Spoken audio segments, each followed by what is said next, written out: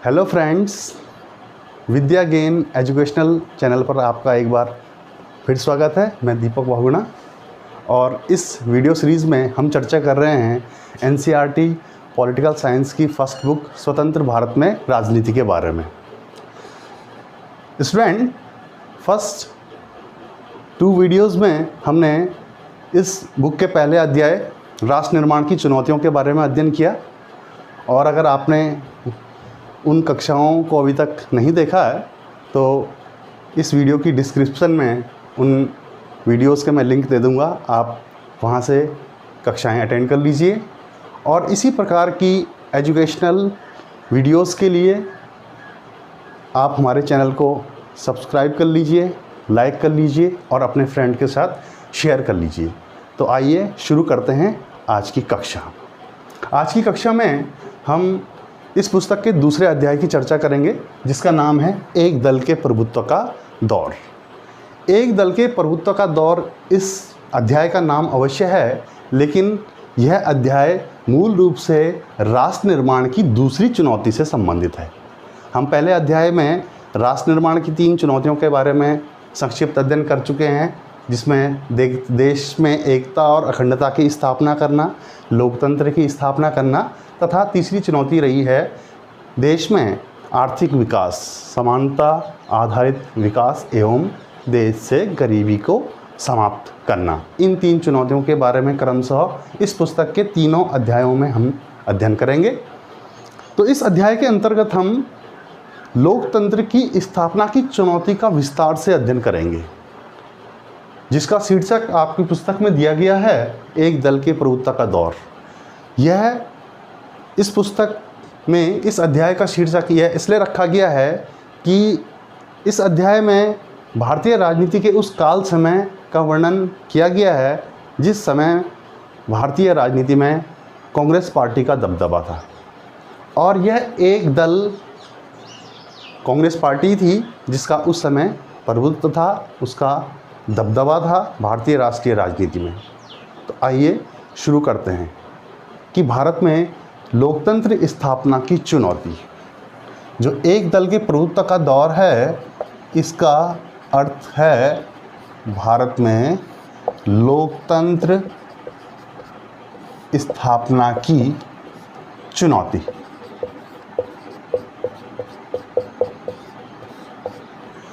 हम जान चुके हैं पहले अध्याय में कि देश की राष्ट्रीय एकता और अखंडता की स्थापना को हमने काफ़ी हद तक इस चुनौती का सामना करने में सफलता पाई और इस चुनौती के बाद अब दूसरी चुनौती थी कि देश में लोकतांत्रिक शासन व्यवस्था की स्थापना की जाए, क्योंकि आज़ादी से पूर्व ही इस बात पर सहमति थी कि देश के आज़ाद होने के बाद भारत का शासन लोकतांत्रिक तरीके से चलाया जाएगा। तो अब उस सहमति को वास्तविकता के धरातल पर लागू करने की चुनौती आ गई थी। इस चुनौती का हमने किस प्रकार सामना किया, किस प्रकार देश में चुनावों का आयोजन हुआ, पहले आम चुनाव में क्या क्या समस्याएं आई, पहले चुनाव के क्या परिणाम रहे, इन चुनावों में किन पार्टियों ने शिरकत की, किस पार्टी को विजय मिली, इन सारी घटनाओं के बारे में हम इस अध्याय में अध्ययन करेंगे। डियर फ्रेंड्स, हम जानते हैं कि 15 अगस्त 1947 को हमारा देश आज़ाद हुआ और 26 जनवरी 1950 को देश में संविधान लागू हुआ। देश के आज़ाद होने से पहले ही भारत में संविधान निर्माण का कार्य आरंभ हो चुका था। हम जानते हैं कि 26 नवंबर 1949 को भारतीय संविधान बनकर तैयार हुआ और इसी दिन संविधान सभा के सदस्यों ने इस पर अपने हस्ताक्षर किए। 26 नवंबर 1949 को भारतीय संविधान बनकर तैयार हुआ और 26 जनवरी 1950 को हम जानते हैं कि संविधान हमारा लागू हुआ और इसी दिन हम गणतंत्र दिवस भी मनाते हैं। 26 नवंबर 1949 को संविधान बनकर तैयार हुआ और इसी दिन संविधान सभा के सदस्यों ने इस पर हस्ताक्षर भी किए। तो अब समय आ गया था कि देश के संविधान के अनुसार देश के शासन की बागडोर को एक लोकतांत्रिक सरकार, एक चुनी हुई सरकार, एक निर्वाचित सरकार देश की शासन व्यवस्था की बागडोर को अपने हाथ में ले। इससे पहले यह भी जान लेते हैं कि उस समय की अंतर्राष्ट्रीय परिस्थितियां क्या थी। बहुत महत्वपूर्ण है। इसलिए महत्वपूर्ण है कि भारत के ही समान जो अन्य देश औपनिवेशिक गुलामी से आज़ाद हुए, उनमें से अधिकतर देशों ने अपने यहाँ अंदरूनी संघर्ष और मतभेदों के उठने की आशंका से लोकतंत्र की स्थापना के निर्णय को टालने का फैसला लिया। भारत में भी परिस्थितियाँ अलग नहीं थी। हम विभाजन, विस्थापन, पुनर्वास, रजवाड़ों का विलय, देश का एकीकरण, आंतरिक सीमाओं का पुनर्निर्धारण जैसी चुनौतियों से जूझ रहे थे। लेकिन भारत के राजनेता लोकतंत्र में राजनीति की निर्णायक भूमिका को लेकर सचेत थे और उन्होंने इस दिशा में मजबूती से कार्य करना शुरू किया और यह निर्णय किया कि हमें लोकतांत्रिक मार्ग पर आगे बढ़ते हुए ही भारत राष्ट्र का निर्माण करना है। इसीलिए जनवरी 1950 में भारत में जनवरी 1950 में चुनाव आयोग का गठन कर लिया गया। देश में निर्वाचित सरकार अपना कामकाज संभाले, इसके लिए ज़रूरी था कि देश में निर्वाचन हो, अर्थात देश में चुनाव कराए जाएं। तो भारत में जनवरी 1950 में चुनाव आयोग का गठन किया गया और सुकुमार सेन देश के पहले चुनाव आयुक्त बने। सुकुमार सेन को देश में पहले चुनाव आयुक्त का कार्यदायित्व सौंपा गया। 1950 में चुनाव आयोग की स्थापना होने के बाद ही यह लग रहा था कि भारत में अब कभी भी चुनावों का आयोजन किया जा सकता है। देश में संसाधनों की कमी थी और अशिक्षा का माहौल था। इन परिस्थितियों में देश में 2 बार आम चुनावों को स्थगित करना पड़ा। लेकिन फिर भी वर्ष 1951 में अक्टूबर 1951 में देश में आम चुनावों की प्रक्रिया शुरू हुई। पहले आम चुनावों की प्रक्रिया शुरू हुई जो कि फरवरी 1952 तक चली। इसीलिए हम इसको कई बार 1952 का चुनाव भी आम बोलचाल की भाषा में कहते हैं। तो पहले आम चुनावों का देश में आयोजन किया गया अक्टूबर 1951 से फरवरी 1952 तक, इसीलिए इसको 1952 का आम चुनाव भी कहा जाता है। पहले आम चुनावों का आयोजन भी अपने आप में एक कठिन कार्य था। कठिन कार्य इसलिए था कि देश में चुनावों का आयोजन करने के लिए 2 आवश्यक चीज़ें होती हैं। एक आवश्यक चीज़ें होती है निर्वाचन क्षेत्रों का सीमांकन।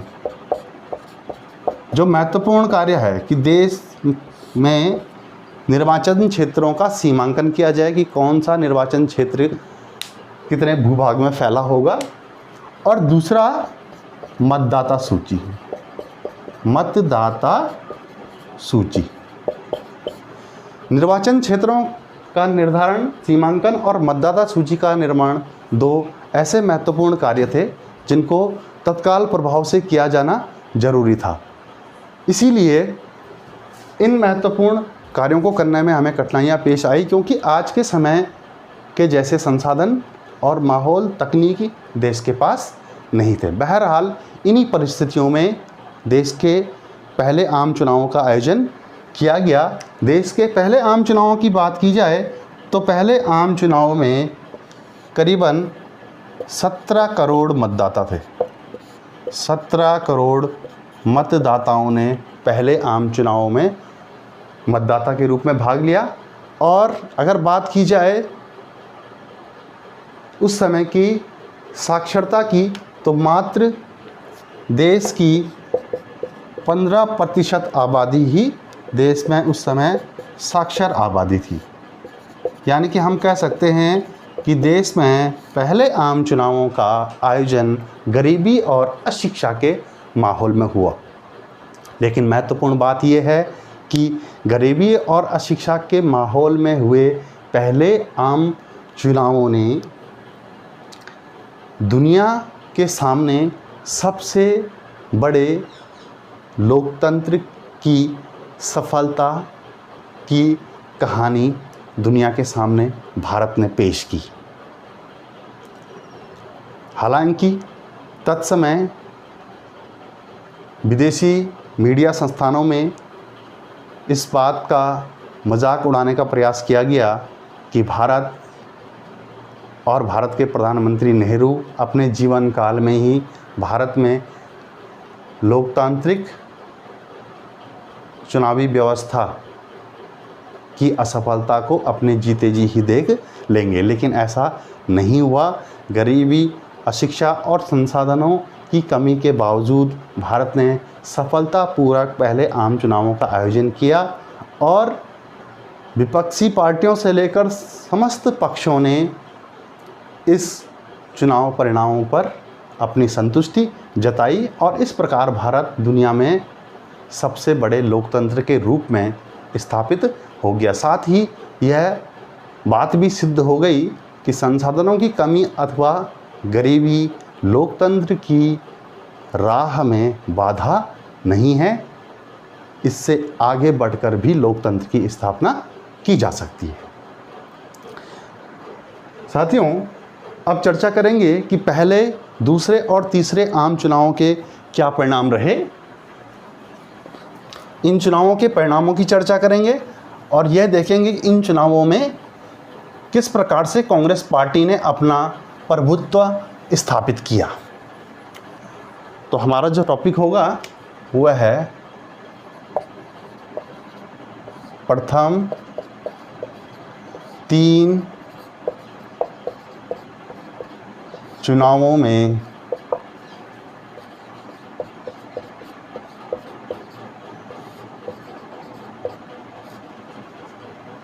कांग्रेस का प्रभुत्व। पहले 3 चुनाव यानी कि 1952 का चुनाव, 1957 का चुनाव और 1962 का चुनाव। खासकर पहले चुनाव की बात की जाए तो पहले आम चुनाव में भारतीय राष्ट्रीय कांग्रेस पार्टी अपने प्रतिद्वंदियों को पछाड़ते हुए उनसे बहुत आगे निकल गई। चुनावी प्रतिस्पर्धा में कांग्रेस पार्टी ने अन्य पार्टियों को बहुत पीछे छोड़ दिया और कम्युनिस्ट पार्टी उस समय की दूसरी सबसे बड़ी पार्टी बनकर, या हम कहेंगे कि सबसे बड़ी विपक्षी पार्टी बनकर सामने आई। तो इस प्रकार से हम एक टैबुलेशन कर लेते हैं 1952, 1957 और 1962। यहाँ पर बात कर लेंगे हम कांग्रेस की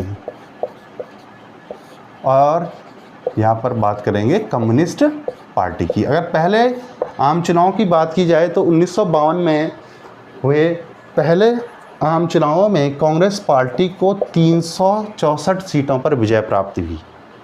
364 सीटों पर कांग्रेस पार्टी ने विजय प्राप्त की। कम्युनिस्ट पार्टी को 16 सीटें मिली। 16 सीटों के साथ कम्युनिस्ट पार्टी भारत में पहले आम चुनावों के बाद सबसे बड़ी विपक्षी पार्टी बनकर उभरी और इसके अलावा पहले आम चुनावों में भाग लेने वाली पार्टी थी सोशलिस्ट पार्टी। पहले आम चुनावों में भाग लेने वाली सोशलिस्ट पार्टी को भी 12 सीटें प्राप्त हुई। थोड़ा और अगर इसकी हम विवेचना करना चाहें तो जो 364 सीटें कांग्रेस पार्टी को मिली उससे ही हमें पता चलता है कि कांग्रेस पार्टी बाकी अन्य विपक्षी पार्टियों से बहुत ज़्यादा आगे थे। इन 364 सीटों में से भी अगर चर्चा की जाए तो कांग्रेस पार्टी ने 75% सीटें जीती। 75% सीट कांग्रेस पार्टी जीतने में कामयाब रही। सोशल पार्टी को जो सीटें मिली वो 3% से भी कम मिली। कांग्रेस पार्टी को 75% सीटें मिली, लेकिन उसको जो मत मिले वो मात्र 45% वोट। 45% वोट प्राप्त हुए और 75% सीटें कांग्रेस ने जीती। दूसरी तरफ अगर सोशलिस्ट पार्टी की बात की जाए तो सोशलिस्ट पार्टी को 10% वोट मिले। सोशलिस्ट पार्टी को 10% वोट मिले, लेकिन उसको मिलने वाली सीटों की संख्या की अगर गणना की जाए तो वो 3% से भी कम रही। इसी प्रकार से 1957 में जब दूसरे आम चुनावों का आयोजन हुआ तो इन दूसरे आम चुनावों में भी कांग्रेस पार्टी का जोरदार प्रदर्शन जारी रहा। दूसरे आम चुनावों में कांग्रेस पार्टी ने 371 सीटों पर विजय प्राप्त करी और उसकी तुलना में विपक्ष की सबसे बड़ी पार्टी कम्युनिस्ट पार्टी को 27 सीटों पर संतुष्ट होना पड़ा।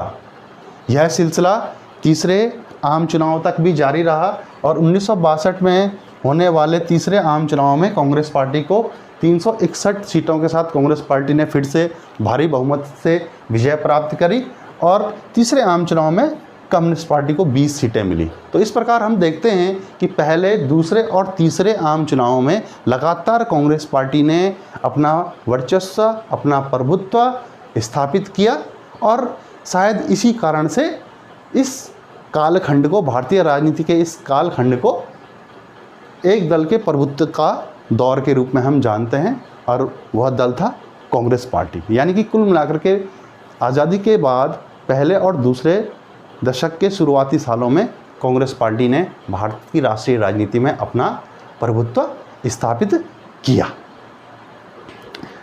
आइए जानते हैं आप कि कांग्रेस की सफलता के वो क्या कारण थे जिन कारणों से कांग्रेस पार्टी ने अपना वर्चस्व स्थापित किया। तो कांग्रेस की सफलता के कारणों,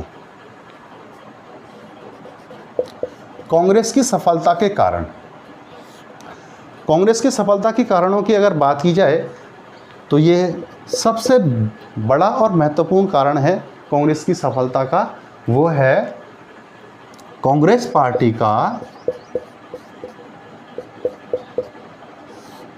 स्वतंत्रता आंदोलन की विरासत। कांग्रेस पार्टी को स्वतंत्रता आंदोलन की विरासत प्राप्त होना। हम जानते हैं कि 1885 में स्थापित भारतीय राष्ट्रीय कांग्रेस 20वीं सदी में एक जन आंदोलन बन गई और जन आंदोलन के साथ साथ कांग्रेस पार्टी ने भारत के राष्ट्रीय स्वाधीनता आंदोलन का नेतृत्व किया। तो इस प्रकार कांग्रेस पार्टी को राष्ट्रीय स्वतंत्रता आंदोलन की विरासत प्राप्त थी और कांग्रेस की उस समय की सफलता का ये सबसे बड़ा कारण है। दूसरा कारण है पंडित नेहरू। पंडित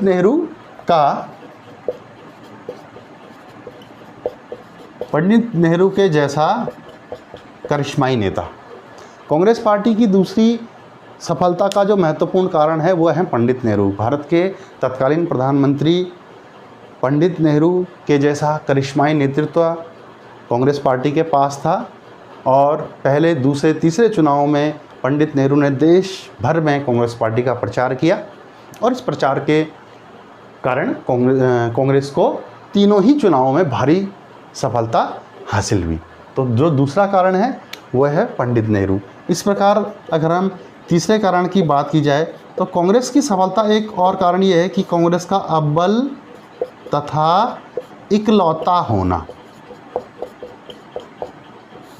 कांग्रेस पार्टी की सफलता का महत्वपूर्ण कारण एक ये भी है कि कांग्रेस का अव्वल तथा इकलौता होना। उस दौर में कांग्रेस पार्टी ही सर्वश्रेष्ठ पार्टी थी, सबसे बड़ी पार्टी थी जिसका पूरे देश में नेटवर्क था और देश के प्रत्येक हिस्से में जिसके कार्यकर्ता थे, जिसका संगठन बहुत मजबूत था।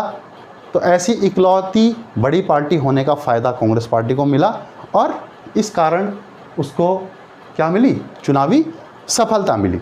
इसके अलावा जो अगर एक अन्य महत्वपूर्ण कारण हो सकता है वह है कांग्रेस का देशव्यापी संगठन।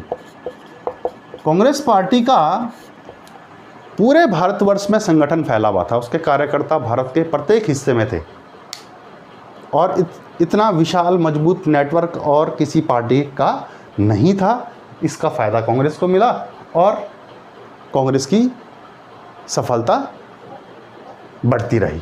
इसके अलावा अन्य कारणों में बात की जाए कि कांग्रेस की जो सफलता का कारण है वो है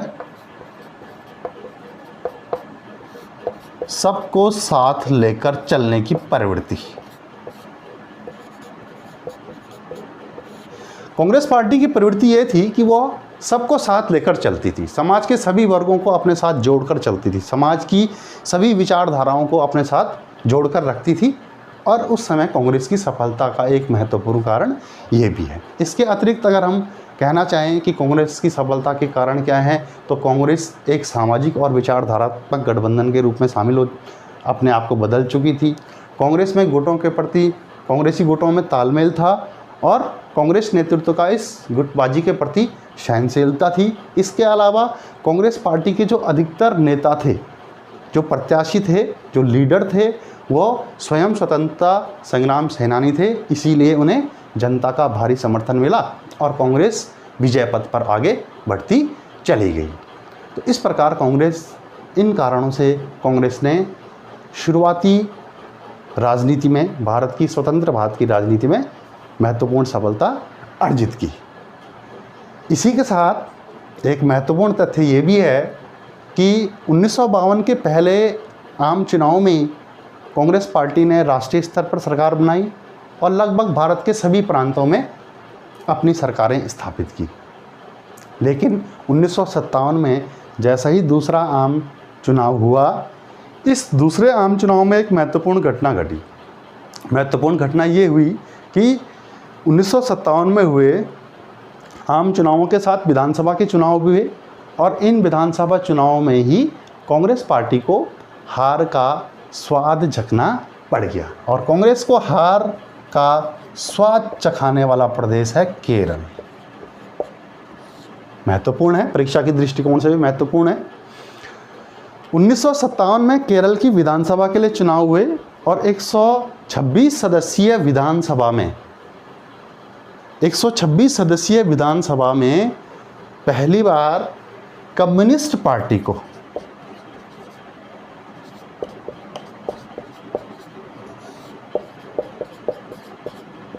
कम्युनिस्ट पार्टी को 60 सीटें प्राप्त हुई। 126 में से 60 सीटें कांग्रेस पार्टी को, कम्युनिस्ट पार्टी को प्राप्त हुई और इसके साथ ही कम्युनिस्ट पार्टी को 5 स्वतंत्र उम्मीदवारों का समर्थन भी हासिल हुआ। इस प्रकार 1957 में वो पहला राज्य है जहां कांग्रेस को हार का सामना करना पड़ा और इस तरह 1957 में ही कांग्रेस पार्टी को हार का स्वाद चखना पड़ गया और कांग्रेस को हार का स्वाद चखाया कम्युनिस्ट पार्टी ने, जिसने उस विधानसभा चुनाव में 60 सीटें जीती और 5 स्वतंत्र उम्मीदवारों के साथ मिलकर कम्युनिस्ट पार्टी ने अपनी सरकार बनाई। कम्युनिस्ट पार्टी में उस समय EMS नंबूदरीपाद को विधायक दल का नेता चुना गया और बाद में मुख्यमंत्री भी EMS नंबूदरीपाद बने। तो महत्वपूर्ण ये है कि पहला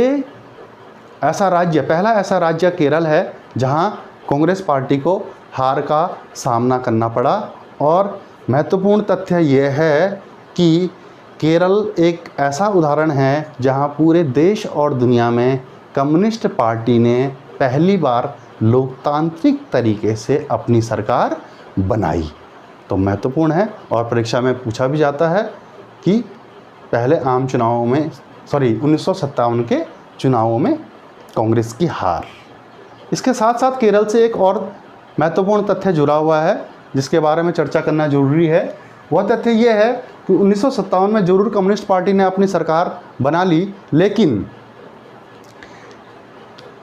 कांग्रेस पार्टी को अपनी हार केरल में कांग्रेस पार्टी को अपनी हार केरल में मंजूर नहीं थी और उसने कम्युनिस्ट पार्टी के सरकार के विरुद्ध एक मुक्ति संघर्ष आरंभ कर दिया और 1959 में कांग्रेस पार्टी के द्वारा कम्युनिस्ट सरकार पर भ्रष्टाचार के कुछ आरोप लगाए गए और फिर केंद्र की कांग्रेस सरकार के द्वारा 1959 में संविधान के अनुच्छेद 356 का प्रयोग करते हुए केरल की कम्युनिस्ट सरकार को बर्खास्त कर दिया। तो ये महत्वपूर्ण है कि संविधान में अनुच्छेद 356 का सर्वप्रथम विवादास्पद प्रयोग के रूप में हम इस उदाहरण को याद रखते हैं तो 1959 में अनुच्छेद 356 का केंद्र सरकार या फिर केंद्र की कांग्रेस सरकार ने विवादास्पद प्रयोग करते हुए वहाँ की कम्युनिस्ट सरकार को बर्खास्त कर दिया। तो ये महत्वपूर्ण तथ्य है। आइए जानते हैं अब कांग्रेस पार्टी के प्रभुत्व के बारे में हम चर्चा करेंगे।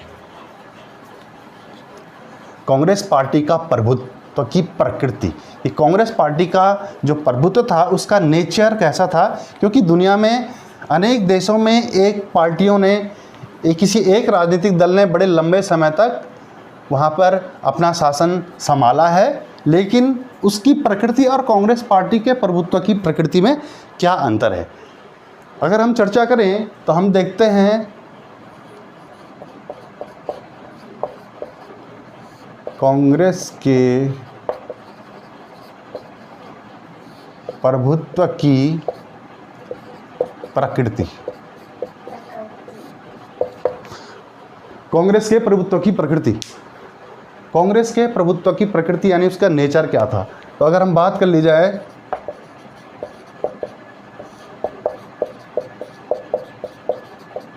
क्यूबा, सीरिया और चीन जैसे देशों में भी एक पार्टी का प्रभुत्व बड़े लंबे समय तक रहा है। इसी तरह से म्यांमार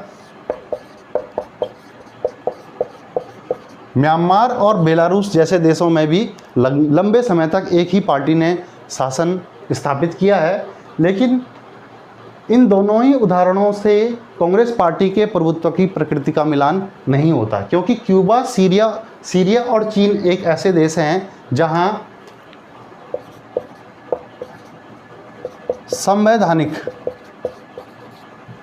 जहां संवैधानिक उपायों के द्वारा एक पार्टी ने अपना प्रभुत्व कायम किया है।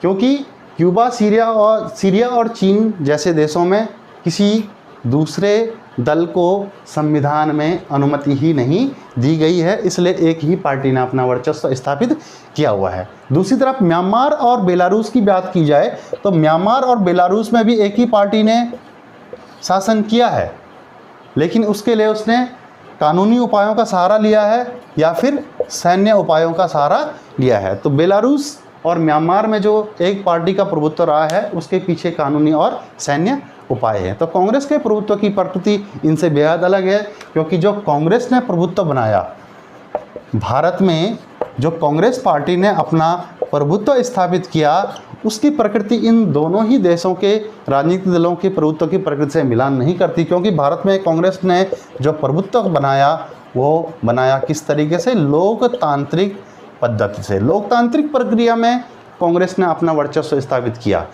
इसकी प्रभुत्व की प्रकृति जरूर एक देश के राजनीतिक दल से मिलती है और वह देश है दक्षिण अफ्रीका। और दक्षिण अफ्रीका में दक्षिण अफ्रीकन कांग्रेस और भारतीय राष्ट्रीय कांग्रेस के प्रभुत्व की प्रकृतियां आपस में जरूर मिलती हैं, क्योंकि दक्षिण अफ्रीका में रंगभेदी शासन के बाद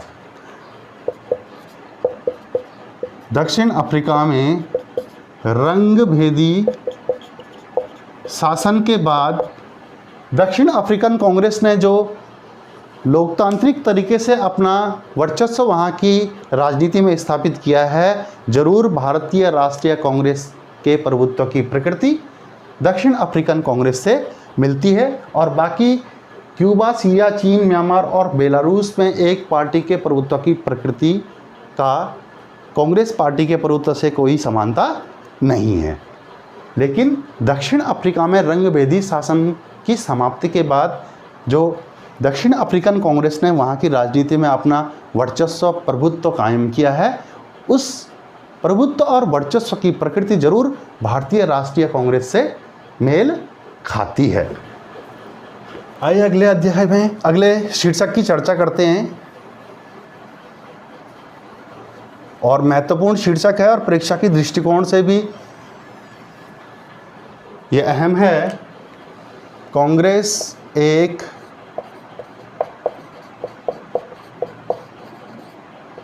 सामाजिक एवं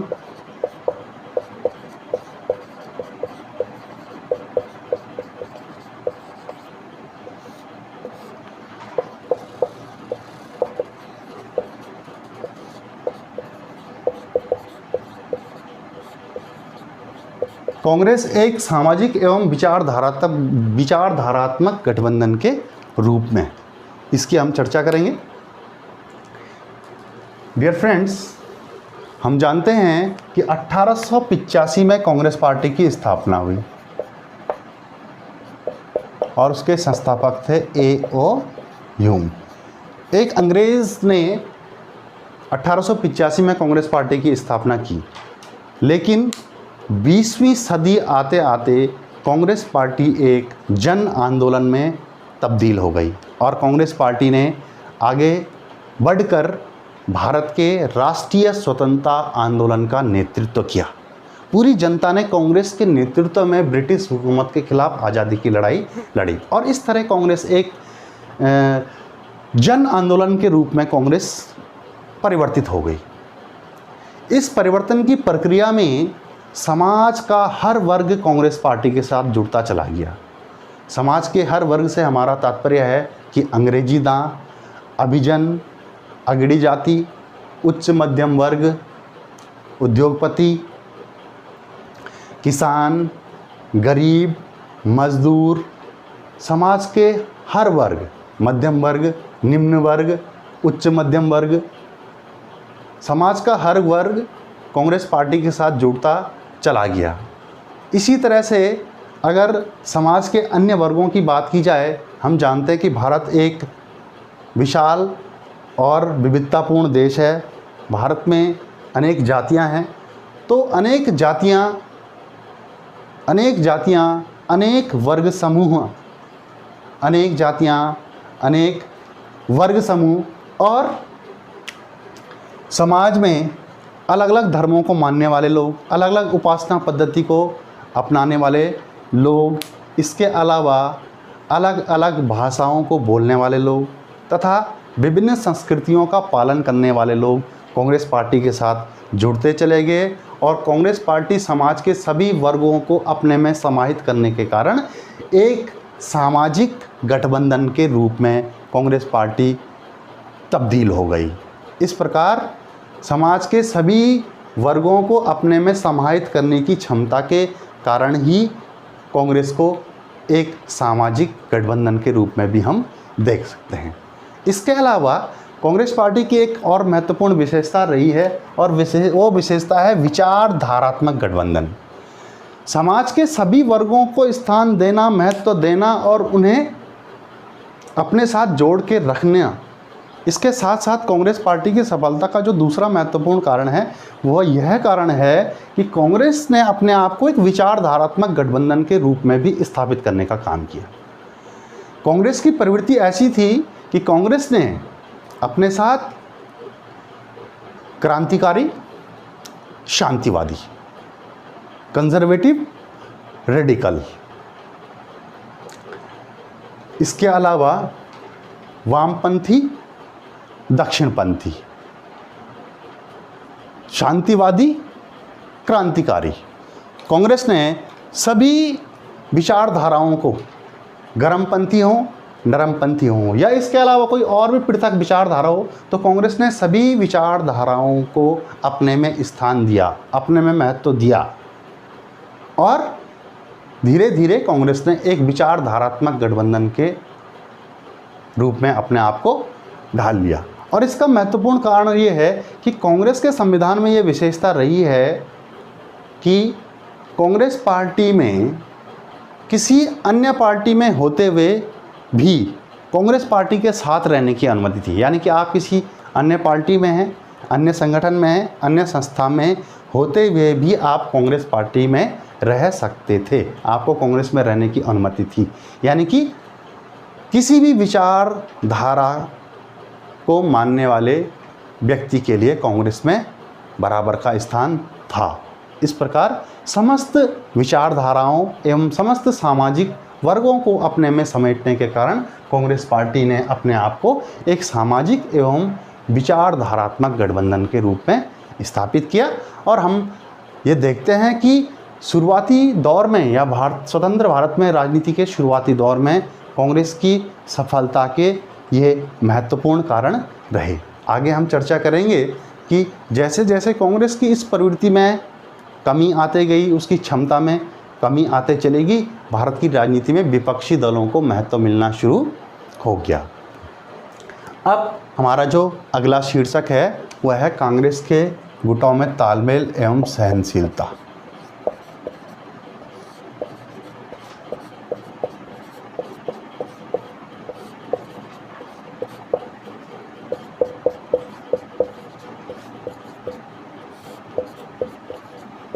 कांग्रेस के गुटों में तालमेल एवं सहनशीलता।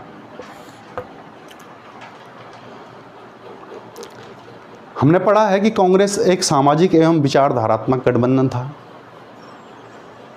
तो गठबंधन की दो विशेषताएं होती हैं।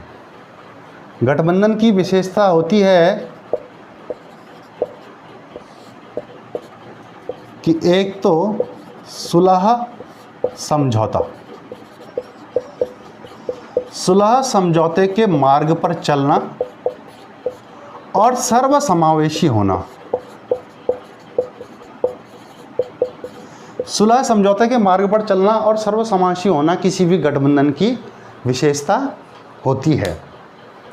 गठबंधन की जो गुण है, गठबंधन का जब गुण होता है तो इसमें आपसी मतभेदों के प्रति सहनशीलता ज़्यादा होती है। अगर गठबंधन की प्रवृत्ति है तो आपसी मतभेदों के प्रति हमेशा सहनशीलता ज़्यादा होती है। इसको हम समझ सकते हैं व्यक्तिगत रूप से भी और एक संगठन के रूप में भी। अगर संगठन की प्रवृत्ति गठबंधन की है, सबको जोड़कर रखने की प्रवृत्ति है, तो उस प्रवृत्ति का ये परिणाम होता है कि आपसी मतभेदों के प्रति सहनशीलता ज़्यादा होती है। इसी कारण से क्या होता था कि यदि विपक्ष किसी बात, किसी विचार और किसी कार्यक्रम को उठाना चाहता था, विपक्ष के रूप में एक नए कार्यक्रम, विचारधारा की रूपरेखा सरकार और कांग्रेस के सामने पेश करता था, तो कांग्रेस पार्टी तुरंत उस विचार अथवा कार्यक्रम को अपनी नीतियों में और अपनी विचारधारा में शामिल कर लेती थी और इस प्रकार विपक्ष के लिए कोई स्थान बचता ही नहीं था। तो होता ये था कि पार्टी के अंदर भी जो असंतुष्ट खेमा होता था, असंतुष्ट नेता होते थे, वह पार्टी में रहकर ही परस्पर प्रतिद्वंदी गुटों से प्रतिस्पर्धा करना ज़्यादा बेहतर समझते थे बजाय कि विपक्षी दलों में जाने से। तो इस प्रकार कांग्रेस के अंदर ही गुटों के बीच में परस्पर प्रतिद्वंदिता चलती रहती थी, लेकिन यह इस प्रतिद्वंदिता के प्रति जो पार्टी थी, जो संगठन था, जो नेतृत्व था, वो ज़्यादा सहनशील था। तो ज़्यादा सहनशीलता था, पार्टी का नेतृत्व का ज़्यादा सहनशीलता होना गुटों के प्रति, आपसी मतभेदों के प्रति कांग्रेस की विशालता और उसके गठबंधनी स्वभाव के कारण था। इसी कारण से कांग्रेस में विभिन्न गुटों के लोगों के होते हुए भी सहनशीलता थी, गुटों के प्रति सहनशीलता की भावना थी, जो कि पार्टी की विशालता को बढ़ाने का काम करती थी। यहाँ तक कि प्रांतीय इकाइयाँ, जो कांग्रेस की प्रांतीय इकाइयाँ होती थी, प्रांतीय इकाइयों का गठन भी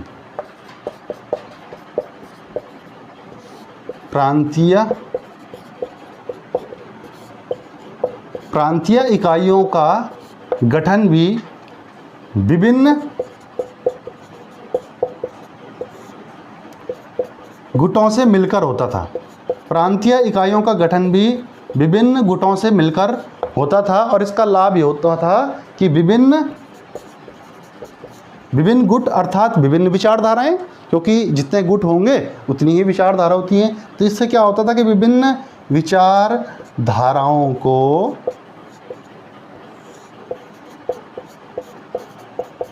परस्पर प्रतिस्पर्धा करने का अवसर मिल जाता था। तो विचारधाराएं और असंतुष्ट गुट भी पार्टी के अंदर ही रहकर परस्पर प्रतिद्वंदित गुटों से प्रतिस्पर्धा करते थे उनसे आगे बढ़ने की कोशिश करते थे और पार्टी छोड़कर विपक्षी पार्टियों में जाना किसी भी गुट को उस समय सही नहीं लगता था। और यही कारण था कि कांग्रेस एक विशाल पार्टी, एक बड़ा गठबंधन, एक बड़ा संगठन और एक बड़ी राष्ट्रीय पार्टी के रूप में कांग्रेस ने अपने आप को स्थापित किया और उसका लाभ उसको चुनावी राजनीति में भी मिला। और इसी कारण इस भारतीय राजनीति के इस खास कालखंड को हम कांग्रेस प्रणाली भी कई बार कहते हैं, क्योंकि भारतीय राजनीति की धुरी कांग्रेस पार्टी के इर्द गिर्द ही इस कालखंड में घूमी। तो डियर फ्रेंड्स, इस प्रकार हमने जाना कि एक दल के प्रभुत्व के दौर में कांग्रेस पार्टी ने किस प्रकार से अपना वर्चस्व स्थापित किया। स्टूडेंट, तो इस अध्याय में आज के वीडियो में हमने कांग्रेस के प्रभुत्व के बारे में जाना।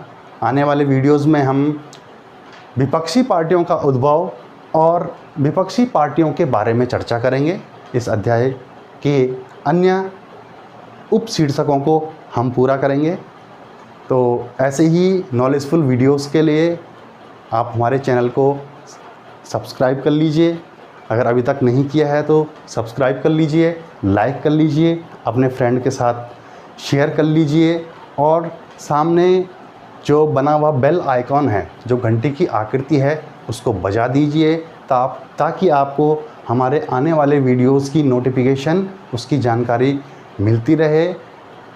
तो इसी प्रकार के नॉलेजफुल वीडियोस के साथ आप हमारे चैनल के साथ जुड़े रहिए और शेष जो वीडियोस हैं वो इसी प्रकार से हम आपके साथ शेयर करते रहेंगे। अगर पहले के वीडियोस आपने नहीं देखे हैं, फर्स्ट चैप्टर के वीडियोस हमने बनाए हैं, तो अगर आपने वो वीडियो नहीं देखे हैं जिसमें हम राष्ट्र निर्माण की चुनौतियों के बारे में चर्चा कर चुके हैं, तो आप चैनल पर आइए, सब्सक्राइब कर लीजिए और प्लेलिस्ट से भी आप उन्हें देख सकते हैं, या फिर इस वीडियो के डिस्क्रिप्शन में भी उन वीडियोस के मैं लिंक आपके साथ शेयर करूंगा, तो वहां से आप उन्हें देख सकते हैं। तो थैंक्स फॉर वाचिंग। धन्यवाद। नमस्कार।